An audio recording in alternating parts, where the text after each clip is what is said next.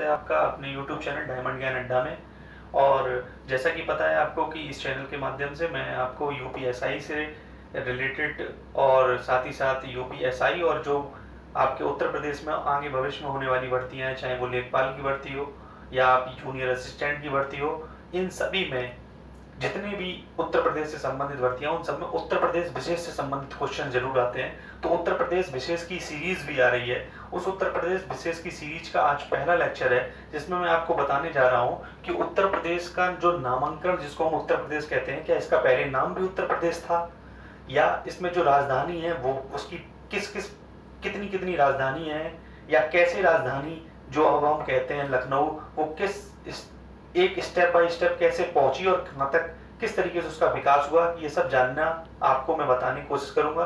और साथ ही साथ बताना चाहूंगा कि आप लोगों का बहुत प्यार मिल रहा है, आप लोग वीडियो को लाइक भी कर रहे हैं, कमेंट भी कर रहे हैं, शेयर भी कर रहे हैं और अपने सुझाव भी देते रहें, जिससे मेरे माध्यम से आपको मुझे मोटिवेशन मिलता रहे, ताकि मैं आपको दिन प्रतिदिन रोज एक बिना एक दो वीडियो देता रहूं। देखिए, पहली बात करता हूं उत्तर प्रदेश के नामांकन का इतिहास।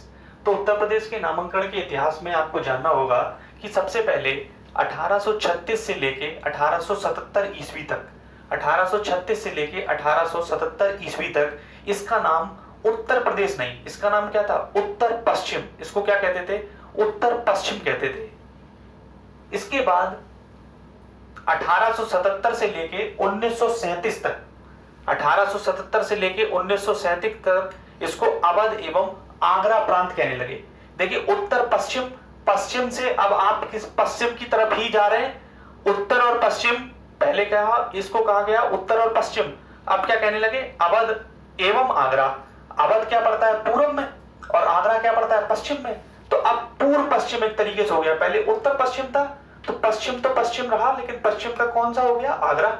और ये उत्तर का क्या बन गया? अवध। ठीक है, तो अब क्या हो गया? 1877 से लेकर 1937 तक अवध और आगरा। इसके बाद 1937 से लेकर 1950 तक इसको क्या कहते हैं? संयुक्त प्रांत कहते हैं। इसको क्या कहा गया? क्या नाम दिया गया? संयुक्त प्रांत नाम दिया गया। पेपरों में कई बार ये पूछा गया है कि 1937 से लेकर 1950 तक उत्तर प्रदेश का क्या नाम था, तो वहां पर ऑप्शन में संयुक्त प्रांत ना लिख के इसको इंग्लिश में कह सकते हैं, संयुक्त को क्या कह सकते हैं? यूनाइटेड। तो इस तरीके से लिखा था, यूनाइटेड प्रोविंस। प्रांत को क्या कहते हैं? प्रोविंसेस। तो यूनाइटेड प्रोविंसेस के नाम से भी इसको जाना जाता था। अब इसके बाद क्या हुआ? 1950, चूंकि आप सबको पता है कि हमारे देश का संविधान बनके तैयार हो गया था 26 नवंबर 1949 को, और जो कि पूरा देश में लागू हुआ 26 जनवरी 1950 को। तो जब 26 जनवरी 1950 को हमारे देश का संविधान लागू हुआ, उससे 2 दिन पहले ही 24 जनवरी 1950 को ही इसका नाम क्या रख दिया गया? उत्तर प्रदेश इसका नाम संज्ञान में आया, जिसको हम लोग वर्तमान में जानते हैं। अब यहां पर एक बात और जानने वाली बात है कि 24 जनवरी को 2015 से जो वर्तमान सरकार है, बीजेपी सरकार, इसने 2015 से क्या किया? इसको हम लोग अपने प्रदेश को 24 जनवरी को प्रत्येक वर्ष 24 जनवरी को उत्तर प्रदेश दिवस के रूप में मनाना शुरू कर दिया है। उत्तर प्रदेश का दिवस। तो अगर क्वेश्चन में पूछा जाए कि 24 उत्तर प्रदेश दिवस किस दिन मनाया जाता है, तो आपका आंसर होगा 24 जनवरी को उत्तर प्रदेश दिवस मनाया जाता है। ठीक है, कब से मनाना शुरू हुआ? 2015 से। ठीक, अब बात करते हैं राजधानियों का सफर। देखिए, राजधानियों के सफर में उत्तर प्रदेश की अगर आपसे पूछा जाए कि अब राजधानी क्या है, तो सब लोग जानते हैं उत्तर प्रदेश की राजधानी क्या है? लखनऊ। लेकिन क्या पहले लखनऊ ही थी? नहीं।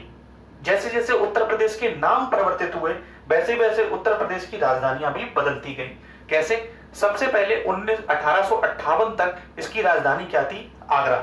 आपको पता है कि स्वतंत्रता की जो चिंगारी जिस क्रांति से उत्पन्न हुई, उस क्रांति का नाम हम लोग जानते हैं 1857 की क्रांति। तो 1857 के बाद 1858 तक इसकी जो राजधानी थी वो क्या थी? आगरा।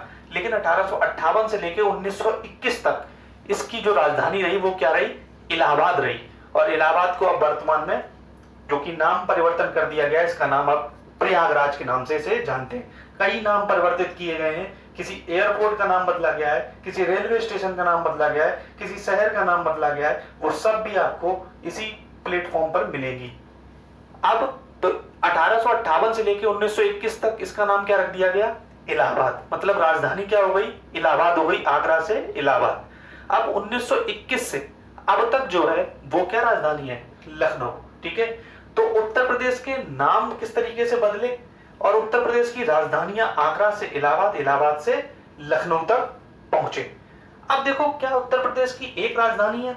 वैसे तो राजधानी एक ही है कि उत्तर प्रदेश की राजधानी लखनऊ है, लेकिन उत्तर प्रदेश के कई एग्जामों में इस तरीके से भी क्वेश्चन बनते हैं कि उत्तर प्रदेश की विधायी एवं प्रशासनिक राजधानी कौन सी है, कि उत्तर प्रदेश की विधायी एवं प्रशासनिक राजधानी का नाम क्या, कहां पर है, लखनऊ। क्यों विधायी एवं प्रशासनिक राजधानी लखनऊ है? विधायी मतलब होता है जहां पर विधानमंडल बैठती है, तो उत्तर प्रदेश की विधानमंडल जहां पर नियम बनाए जाते हैं, कानून बनाए जाते हैं, तो वो सब उत्तर प्रदेश से संबंधित कहां पर होते हैं, लखनऊ में होते हैं। आप सबको पता है कि विधानमंडल, विधान परिषद कहां पर है, लखनऊ में, उत्तर प्रदेश की। न्यायिक राजधानी अगर पूछी जाए कि उत्तर प्रदेश की न्यायिक राजधानी क्या है, तो वो राजधानी क्या है, प्रयागराज। क्यों न्यायिक राजधानी से मानते हैं, जहां पर न्याय मिले।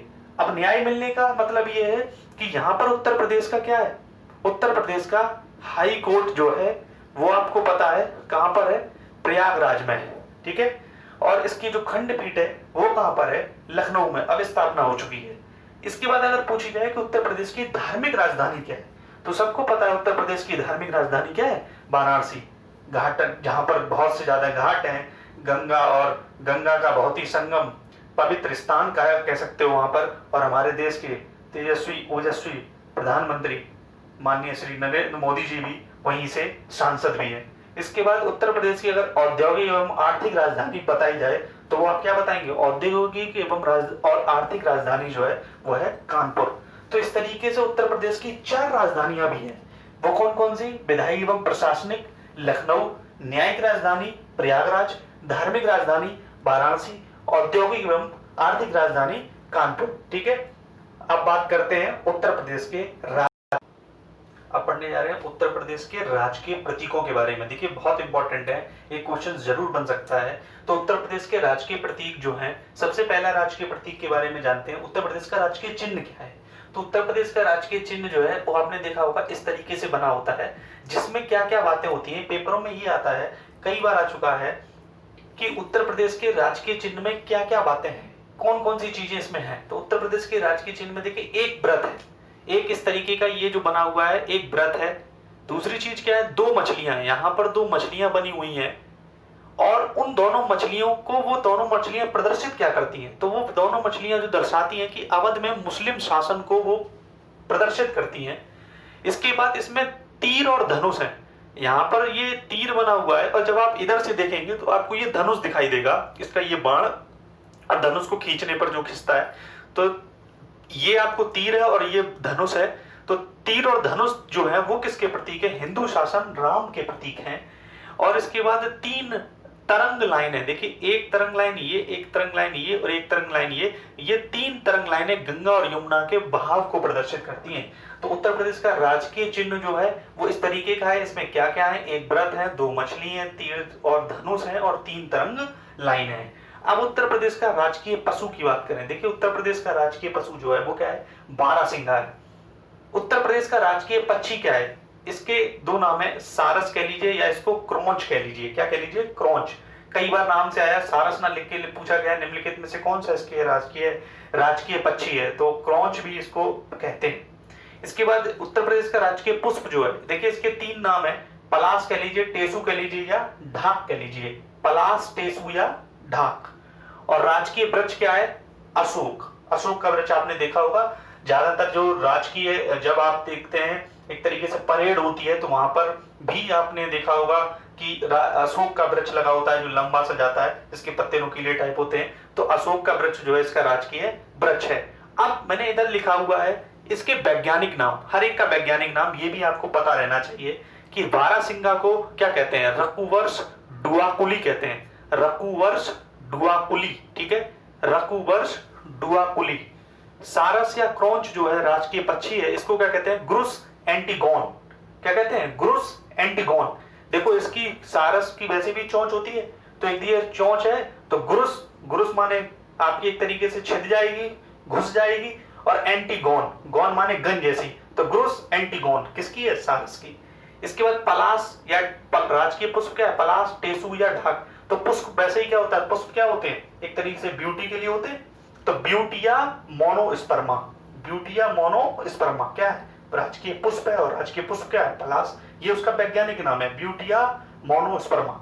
इसके बाद राजकीय वृक्ष क्या है? अशोक। तो अशोक तो इसमें लिखा ही है, अशोका, और सारा का अशोका। ठीक है, ये इसका वैज्ञानिक नाम है जो आपको पता होने चाहिए। अब देखिए राजकीय नृत्य कथक। राजकीय नृत्य क्या है? कथक। बहुत बार पेपरों में आता है कि कथक निम्नलिखित में से किस राज्य का राजकीय नृत्य है? तो कथक किसका है? राजकीय नृत्य उत्तर प्रदेश का है। और राजकीय भाषा, तो देखिए उत्तर प्रदेश की राजकीय भाषा क्या है? हिंदी है।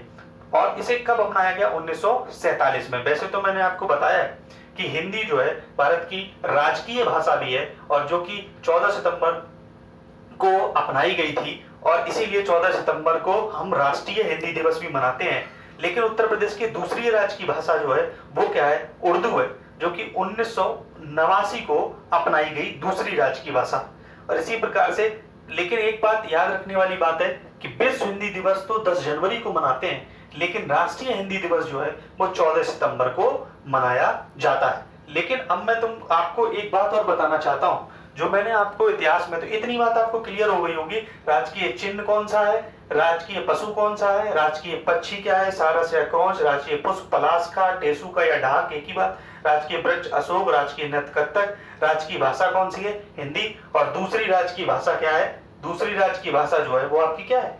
उर्दू है। ठीक है दोस्तों, एक बहुत ही अच्छी जानकारी, इंपॉर्टेंट नोट्स के टाइप में आप कह सकते हैं कि उत्तर प्रदेश का, मैंने आपको शुरू में बताया था कि उत्तर प्रदेश जो है, उत्तर प्रदेश का नाम 24 जनवरी 1950 को उत्तर प्रदेश के नाम से जाना गया। लेकिन उत्तर प्रदेश से पहले एक इंपॉर्टेंट बात यह है कि राज्य पुनर्गठन आयोग का जो गठन हुआ वो 1953 में हुआ, जिसके अध्यक्ष कौन थे?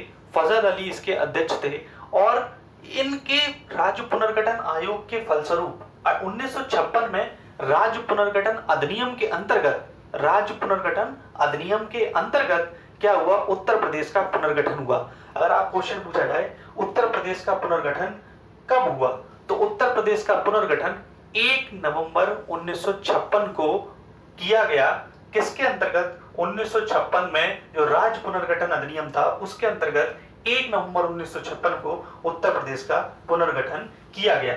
और उत्तर प्रदेश के पुनर्गठन के बाद उत्तर प्रदेश का विभाजन भी हुआ है। जो आपको पता है कि उत्तर प्रदेश से एक राज्य अलग हुआ, जिसको अब हम लोग उत्तराखंड के नाम से जानते हैं। लेकिन उत्तर प्रदेश का जो विभाजन है वो उत्तराखंड से के नाम से कब हुआ? देखिए 9 नवंबर 2000 को उत्तरांचल के नाम से ये अलग हुआ था, और जो कि उत्तर प्रदेश के 13 जिले, उत्तर प्रदेश के 13 जिलों से मिलकर बना हुआ था।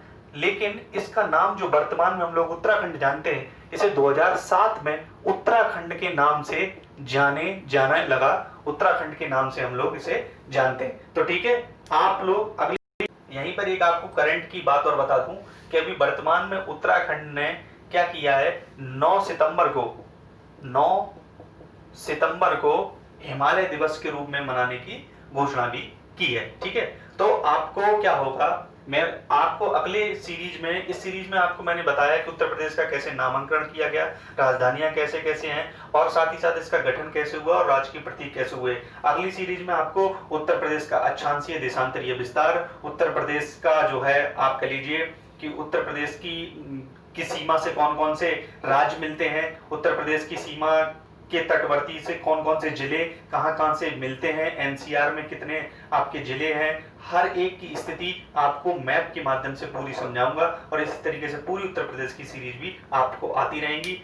और इसी, जय हिंद जय भारत।